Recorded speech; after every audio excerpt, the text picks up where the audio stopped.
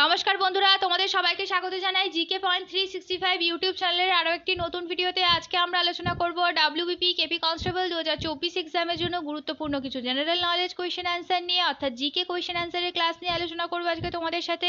আমাদের এই যে জিকে কোয়েশ্চেন অ্যান্সার ক্লাসের সিরিজটি হচ্ছে, এর মধ্যে যে ভিডিওগুলি আসছে প্রত্যেকটি ভিডিওই কিন্তু তোমাদের জন্য ভীষণই গুরুত্বপূর্ণ। কোনো ভিডিও তোমরা স্কিপ করো না। এই ভিডিওগুলির মধ্যে যে প্রশ্ন আলোচনা করা হবে প্রত্যেকটি প্রশ্নই কিন্তু তোমাদের জন্য খুবই গুরুত্বপূর্ণ, কারণ এই প্রশ্নগুলো তোমাদের হুবহু পরীক্ষায় কমন পড়ার কিন্তু খুব চান্স রয়েছে। সেই কারণে ভিডিওগুলো স্কিপ করো না। সাথে থাকছে গুরুত্বপূর্ণ প্রশ্ন সংক্রান্ত নানান তথ্য, সেই তথ্যগুলোও তোমাদের জন্য গুরুত্বপূর্ণ এবং ব্যাখ্যা সহকারে প্রত্যেকটি প্রশ্নের আলোচনা কিন্তু তোমাদের সাথে করা হবে। ভিডিওগুলো শেষ পর্যন্ত সেই কারণে তোমরা দেখতে থাকো। ভিডিও যদি ভালো লাগে অবশ্যই আমাদের চ্যানেলটিকে সাবস্ক্রাইব করো, সাথে থাকা বেল বাটনটা ক্লিক করে রেখো ফর অল নোটিফিকেশন। ভিডিওটিকে একটি লাইক করো, তোমার বন্ধুদের সাথে ভিডিওগুলি শেয়ার করে দিও। তাহলে চলো আজকের ভিডিওটা শুরু করা যাক। 1 নাম্বার প্রশ্ন, ভারতবর্ষের কোন উপকূলবর্তী রাজ্যে মৃত্তিকা ক্ষয় সব থেকে বেশি বিপজ্জনক? ভারতবর্ষের কোন উপকূলবর্তী রাজ্যে মৃত্তিকা ক্ষয় সব থেকে বিপজ্জনক? সঠিক উত্তর হয়ে যাবে কোনটি, তোমরা বলো। সঠিক উত্তর হবে অপশন সি, তামিলনাড়ু। তামিলনাড়ুর উপকূলবর্তী মৃত্তিকা ক্ষয় কিন্তু সব থেকে বেশি বিপজ্জনক। 2 নাম্বার প্রশ্ন, বাংলায় সাঁওতাল হুল বিদ্রোহ কত সালে হয়েছিল? বাংলায় সাঁওতাল হুল এই বিদ্রোহ কত সালে হয়েছিল? তোমরা বলো, সঠিক উত্তর কমেন্টে জানাও। সঠিক উত্তর হবে অপশন সি, 1855 সালে বাংলায় সাঁওতাল হুল বিদ্রোহ হয়েছিল। 3 নাম্বার প্রশ্ন, দিন ই ইলাহির প্রবর্তক কে? দিন ই ইলাহি, দিন ই ইলাহি এর প্রবর্তক কে? সঠিক উত্তর কি হবে তোমরা জানাও কমেন্টে। দিন ই ইলাহির প্রবর্তক হলেন আকবর। অপশন সি হয়ে যাবে সঠিক উত্তর। দিন ই ইলাহি বা ঈশ্বরের ধর্ম ছিল মুঘল সম্রাট আকবর কর্তৃক 1582 খ্রিস্টাব্দে প্রবর্তিত ধর্মীয় বিশ্বাসের একটি ব্যবস্থা। তার উদ্দেশ্য ছিল ইসলাম ও হিন্দু ধর্মকে এক বিশ্বাসের সাথে সংযুক্ত করা এবং তার সাথে খ্রিস্টান, জোরোস্ট্রিয়ান বাদ এবং জৈন ধর্মের দিকগুলিও যুক্ত করা। তাহলে তিনি চেয়েছিলেন সমস্ত ধর্মকে এক বিশ্বাসের মধ্যে আবদ্ধ করতে। তো এই প্রশ্নের সঠিক উত্তর কিন্তু হবে মুঘল সম্রাট আকবর। 4 নাম্বার প্রশ্ন দেখি, ভারতের প্রাচীন সভ্যতা কোনটি? আমাদের ভারতের সবথেকে প্রাচীন সভ্যতা কোনটি? সঠিক উত্তর অপশন বি, মেহেরগড় সভ্যতা। ভারতীয় উপমহাদেশের প্রথম যে ধান চাষের নিদর্শন পাওয়া যায় সেটি কিন্তু এই মেহেরগড় সভ্যতাতেই পাওয়া যায়। এই তথ্যটা তোমরা সাথে সাথে মনে রাখবে, এই তথ্যটা থেকে কিন্তু প্রশ্ন আসতেই পারে। এবার আমরা জেনে নিই বিভিন্ন যে সভ্যতা আমাদের ভারতে গড়ে উঠেছিল তার সময়কাল। সিন্ধু সভ্যতা 3200 থেকে 1300 খ্রিস্টপূর্বাব্দ পর্যন্ত ছিল। মেহেরগড় সভ্যতা 7000 থেকে 2500 খ্রিস্টপূর্বাব্দ পর্যন্ত ছিল। বৈদিক সভ্যতা 1500 খ্রিস্টপূর্বাব্দ পর্যন্ত ছিল। পরের প্রশ্ন দেখি, নিচের কোনটির জন্য জালিয়ানওয়ালাবাগের হত্যাকাণ্ড হয়েছিল? জালিয়ানওয়ালাবাগের হত্যাকাণ্ড হয়েছিল, সঠিক উত্তর অপশন সি, রাওলাট অ্যাক্টের জন্য। জালিয়ানওয়ালাবাগের হত্যাকাণ্ড কিন্তু রাওলাট অ্যাক্টের জন্যই হয়েছিল। 1919 সালের 13 এপ্রিল তারিখে অবিভক্ত ভারতের পাঞ্জাব দেশের অমৃতসর শহরে ইংরেজ সেনানায়ক ব্রিগেডিয়ার রেগিনাল্ড ডায়ারের নির্দেশে এই নৃশংস হত্যাকাণ্ড কিন্তু সংঘটিত হয়েছিল। সালটা আর তারিখটা 1919 সালের 13 এপ্রিল, এই তারিখটা তোমরা অবশ্যই মনে রাখবে। 6 নাম্বার প্রশ্ন, ভারতবর্ষের কোন রাজ্যে সর্বাধিক কয়লা উৎপাদিত হয়? সর্বাধিক কয়লা ভারতবর্ষের কোন রাজ্যে উৎপাদিত হয়?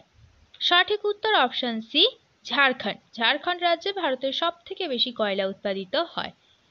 7 নম্বর প্রশ্ন, বাংলার প্রথম স্বাধীন সুলতান কে ছিল? বাংলার প্রথম স্বাধীন সুলতান কে ছিলেন? ভিভিআই প্রশ্ন একটি। বাংলার প্রথম স্বাধীন সুলতান ছিলেন শামসুদ্দিন ইলিয়াস শাহ। 8 নম্বর প্রশ্ন, বিসমিল্লাহ খান কোন বাদ্যযন্ত্রের সঙ্গে জড়িত? ভিভিআই প্রশ্ন, বিসমিল্লাহ খান কোন বাদ্যযন্ত্রের সঙ্গে জড়িত? প্রত্যেকটি প্রশ্নের সঠিক উত্তর তোমরা সময়ের মধ্যে কমেন্টে আমাদের জানানোর চেষ্টা করো। এর মাধ্যমে কিন্তু তোমাদের খুব সুন্দর একটা এক্সামের প্রিপারেশন হয়ে যাবে। তোমরা শেষ পর্যন্ত এই গুরুত্বপূর্ণ ভিডিওটা দেখতে থাকো, কারণ প্রত্যেকটা প্রশ্নই তোমাদের জন্য বাছাই করা প্রশ্ন।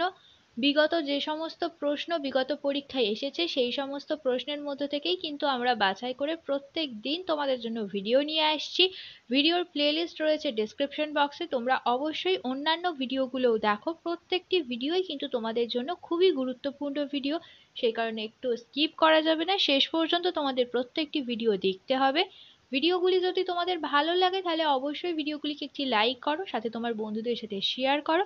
আর তোমরা যদি আমাদের চ্যানেলে নতুন হয়ে থাকো তাহলে অবশ্যই আমাদের চ্যানেলটিকে সাবস্ক্রাইব করে পাশে থাকা বেল বাটনটা ক্লিক করে রাখো ফর অল নোটিফিকেশন। তো এই প্রশ্নের সঠিক উত্তর কি হবে? বিসমিল্লাহ খান কোন বাদ্যযন্ত্রের সঙ্গে জড়িত? সঠিক উত্তর হবে অপশন সি, তিনি সানাইয়ের সঙ্গে জড়িত। পণ্ডিত শিব কুমার শর্মা তিনি সন্তুর বাজান, তিনি সন্তুরের সঙ্গে যুক্ত। আলী আকবর খান আর আমজাদ আলী খান এই দুজন ব্যক্তি কিন্তু সরোদ বাদ্যযন্ত্রের সাথে যুক্ত।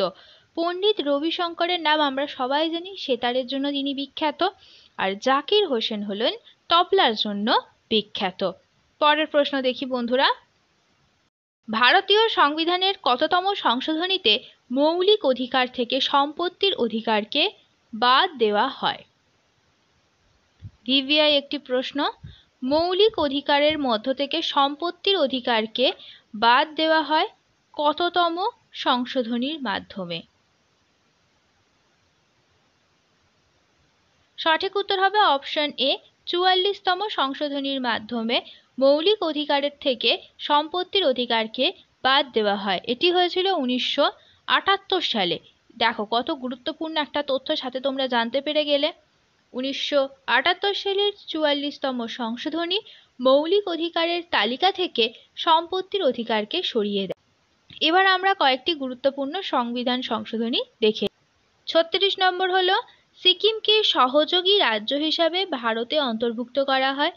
42 নম্বর সংশোধনী হলো, বিচার বিভাগের ক্ষমতা কমিয়ে সর্বোচ্চ ক্ষমতা দেওয়া হয় সংসদকে। ভারতীয় নাগরিকদের মৌলিক কর্তব্যসমূহ লিপিবদ্ধ করা হয় এবং সমাজতান্ত্রিক, ধর্মনিরপেক্ষ ও অখণ্ডতা এই তিনটিকে প্রস্তাবনায় যোগ করা হয়।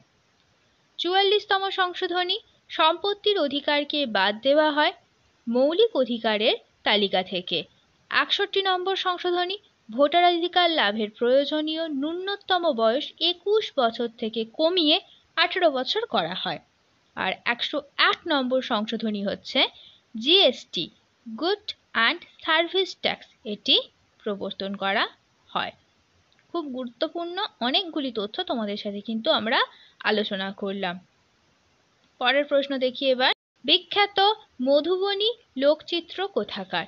ভিভিআই প্রশ্ন, বিখ্যাত মধুবনী লোকচিত্র এটি কোথাকার? সঠিক উত্তর অপশন সি, এটি বিহারের। পরবর্তী প্রশ্ন, বিখ্যাত মাদাম তুসো মিউজিয়াম এটি কোথায় অবস্থিত? মাদাম তুসোর মিউজিয়াম এটি হলো ইংল্যান্ডে অবস্থিত। পরের প্রশ্ন দেখি, নিম্নলিখিত কোন ব্যক্তি ভারতে বিলিয়ার্ড খেলার সঙ্গে যুক্ত নন? বিলিয়ার্ড খেলার সঙ্গে যুক্ত নন, ভালো করে প্রশ্ন দেখো। বিলিয়ার্ড খেলার সঙ্গে যুক্ত কিন্তু তোমাদের জিজ্ঞেস করেনি, বলেছেন বিলিয়ার্ড খেলার সাথে যুক্ত নয়। সঠিক উত্তর হবে অপশন ডি, মিহির সেন। মিহির সেনের নাম আমরা অনেকেই জানি, তিনি প্রথম ভারতীয় যিনি 1958 সালে ইংলিশ চ্যানেল অতিক্রম করার কৃতিত্ব অর্জন করেন। গিনিস বিশ্ব রেকর্ড বইতে 1969 সালে তাকে পৃথিবীর শ্রেষ্ঠ দূরগামী সাঁতারু হিসেবে আখ্যায়িত করা হয়েছিল। পরের প্রশ্ন দেখি, 2034 সালের শীতকালীন অলিম্পিক কোথায় অনুষ্ঠিত হবে? 2034 সালে যে শীতকালীন অলিম্পিকটা হয় সেটি অনুষ্ঠিত হবে option B, Salt Lake City, যেটি আছে আমেরিকাতে। পরের প্রশ্ন দেখি, সম্প্রতি কোথায় সর্বোচ্চ সংখ্যক মানুষ ডমরু বাজিয়ে গিনিস ওয়ার্ল্ড রেকর্ড করেছেন? ভিভিআই প্রশ্ন, খুব গুরুত্বপূর্ণ কারেন্ট অ্যাফেয়ার্স টপিকসের একটি প্রশ্ন। সম্প্রতি কোথায় সর্বোচ্চ সংখ্যক মানুষ ডমরু বাজিয়ে গিনিস ওয়ার্ল্ড রেকর্ড করেছেন? সঠিক উত্তর হয়ে যাবে অপশন ডি, উজ্জয়িনীতে। পরবর্তী প্রশ্ন, breaking rocks and barriers, memories of a geologist and mountaineer শিরোনামে বই লিখলেন কে? Breaking rocks and barriers, memories of a geologist and mountaineer, এই শিরোনামে যে বইটি লিখেছেন তিনি হলেন none other than Sudipta Sengupta. সঠিক উত্তর হয়ে যাবে অপশন এ। পরের প্রশ্ন, কোন কেন্দ্রশাসিত অঞ্চলের নতুন গভর্নর হিসেবে নিযুক্ত হয়েছেন কে কৈলাসনাথন? কে কৈলাসনাথন কোন কেন্দ্রশাসিত অঞ্চলের নতুন গভর্নর হিসেবে নিযুক্ত হয়েছেন? সঠিক উত্তর হবে অপশন বি, পুদুচেরি। শেষ হলো আজকের ভিডিও। আজকের পর্বে আমরা আলোচনা করলাম ডাব্লিউবিপি কেপি কনস্টেবল 2024 এক্সামের জন্য গুরুত্বপূর্ণ কিছু জেনারেল নলেজ কোয়েশ্চেন আনসার নিয়ে। যে জিকে প্রশ্নগুলো আমরা আলোচনা করলাম সেই প্রত্যেকটি প্রশ্নই কিন্তু তোমাদের জন্য ভীষণই গুরুত্বপূর্ণ, সেই কারণে একটু স্কিপ না করে শেষ পর্যন্ত তোমরা ভিডিওটা দেখো।